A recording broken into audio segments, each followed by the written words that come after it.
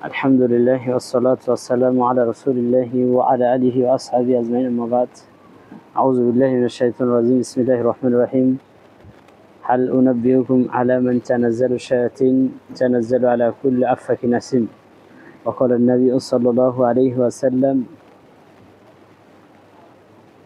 বাল্লিগু আন্নি ওয়াল আয়াতা আতুহাদ্দিসু আন বানি ইসরাঈল হারাজ আমান কাযাবা ফালাতাবাওয়া মাকাদাহু মিনান নার ইলা আখিরিল হাদিস। সম্মানিত উপস্থিতি, আমরা এখানে আলোচনায় এসে কথা বলতে পেরে সবাই আমরা শুকরিয়া জ্ঞাপন করি। সকলে বলি আলহামদুলিল্লাহ। দরুদ সালাম বর্ষিত হোক সাইয়্যিদুল মুরসালিন খাতামুন নবিয়্যিন রাহমাতুল লিল আলামিন মুহাম্মদুর রাসূলুল্লাহ সাল্লাল্লাহু আলাইহি ওয়াসাল্লামের উপরে। তা আমি প্রথমে একটু কথা বলবো, আসলে আমাদের এখানে আসার মূল উদ্দেশ্য হচ্ছে দাওয়া আর দাওয়া ইলাল্লাহ। আল্লাহ সুবহানাহু ওয়া তাআলা দাওয়াতটাকে এমনভাবে গঠন করেছে যে দাওয়াত গঠনের জন্য আগে একজন সত্যবাদী, ন্যায়পরায়ণ, ন্যায়নিষ্ঠ একজন ব্যক্তিকে অয়াজ আলাহু রেসালাতা, আল্লাহ সুবহানাহু ওয়া তাআলা একজন ব্যক্তির উপরে আগে তার রেসালতটা কি করেন? অর্পণ করেন। অর্থাৎ দাওয়াতের জন্য একজন মানুষকে আগে কি করেন? নির্বাচিত করেন। এরপর আল্লাহ সুবহানাহু ওয়া তাআলা তার ব্যক্তিগত কোনো কথা দিয়ে আল্লাহ দাওয়াত দেওয়ার সিস্টেমটা রাখেন না। আল্লাহ সুবহানাহু ওয়া তাআলা দাওয়াতের জন্য আল্লাহর পক্ষ থেকে যেটা কল্যাণকর, কারণ মানুষ কিন্তু জানে না আমার জন্য কোনটা কল্যাণকর। এজন্য আল্লাহ সুবহানাহু ওয়া তাআলা কল্যাণকর, গোটা কোরআনটাই কি? আল কোরআনুল বারাকা, গোটা কোরআনটাই কি? বরকত।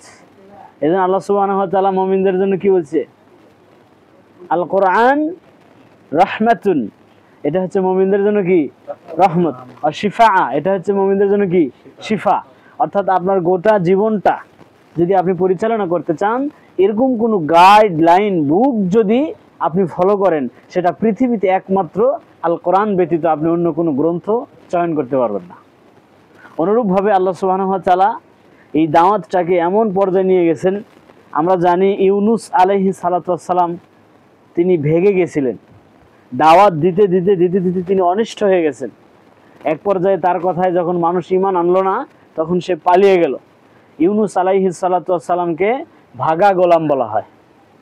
তৎকালিক নিয়ম ছিল, যখন কোনো ভাগা গোলাম জাহাজে কোনো গাড়িতে সরোয়ার করবে, তখন সেই গাড়ি, সেই লঞ্চ, স্টিমার, সেগুলো কি ধুলতে থাকবে। একে একে 3 বার তারা লটারি করলো। লটারি করে কার নাম উঠেছিল? ইউনুস আলাইহিস সালাতু ওয়াস সালামের নাম। তখন তারা তাকে বেঁধে সমুদ্রে নিক্ষেপ করলো। ইউনুস আলাইহিস সালামকে মাছ গিলে ফেললো, যেটা আমরা এখন এই ঘটনাগুলো জানি। এটার মূল উদ্দেশ্য ছিল এটা। উনি যখন ভেগে গেলেন, পালিয়ে গেলেন, দায়িত্ব থেকে কি তিনি আর দায়িত্ব পালন করতে পারতেছেন না। আজকেও আমরা যখন সহিহ আকীদার দাওয়াত দিতে যাই, তখন আমাদেরকে কেউ গালি দেয়, কেউ অপবাদ দেয়, কেউ নিন্দা করে। আমরা একটা পরিবেশের ভিতরে পড়ে যাই।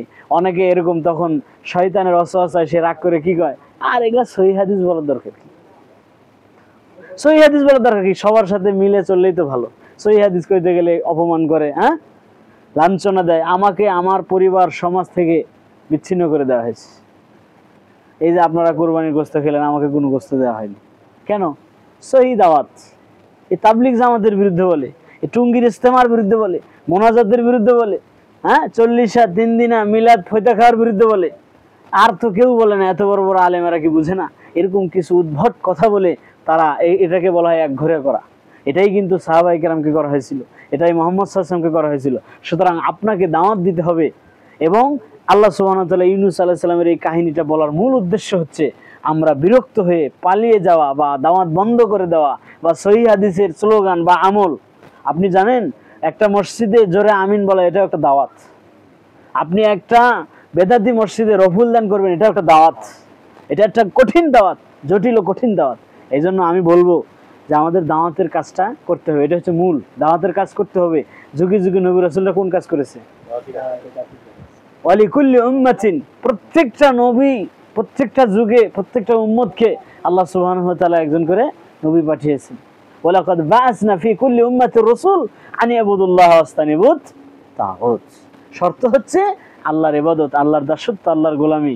আর একটা শর্ত হচ্ছে শয়তান তাগুত থেকে মানুষদেরকে হেফাজত করা। আজকে দেখেন গোটা পৃথিবীতে মানুষ শয়তানের দাসত্ব করছে। এটা কয়েকটা পয়েন্ট আমি বলবো। তাহলে প্রথম যেটা আমরা বুঝলাম সেটা হচ্ছে আমাদের দাওয়াতের কাজ করতে হবে। দ্বিতীয় সূত্র আমি যেটা বলবো সেটা হচ্ছে আপনি কি দিয়ে দাওয়াতের কাজ করবেন, এটা একটা মৌলিক পয়েন্ট।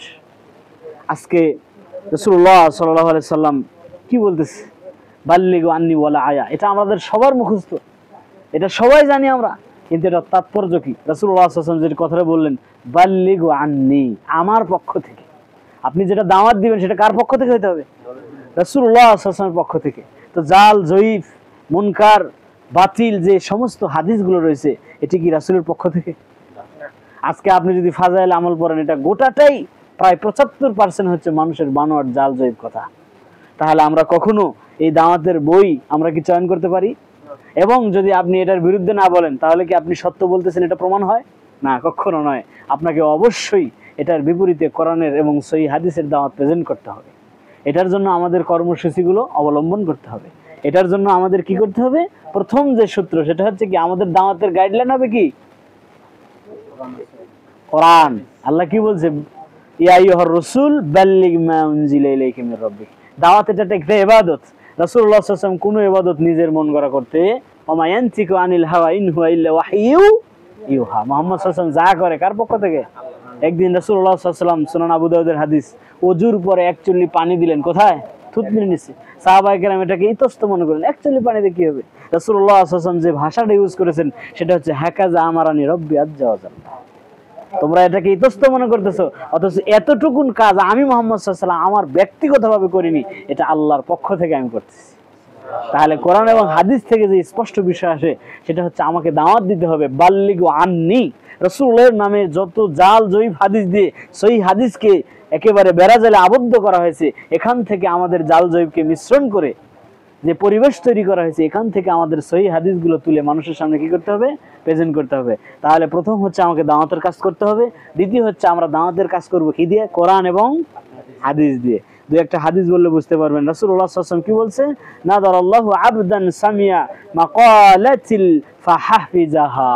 রাসূলুল্লাহ সাল্লাল্লাহু আলাইহি ওয়াসাল্লাম বলছে, ওই ব্যক্তির মুখটা আল্লাহ উজ্জ্বল করে দেখ যে ব্যক্তি আমার থেকে সামিয়া যা শুনেছে, ফাহাফিজা এবং সেটাকে হেফাজত করেছে, সংরক্ষণ করেছে, ওয়াদাহা এবং এটাই আবার হুবহুব মানুষের কাছে কি করেছে?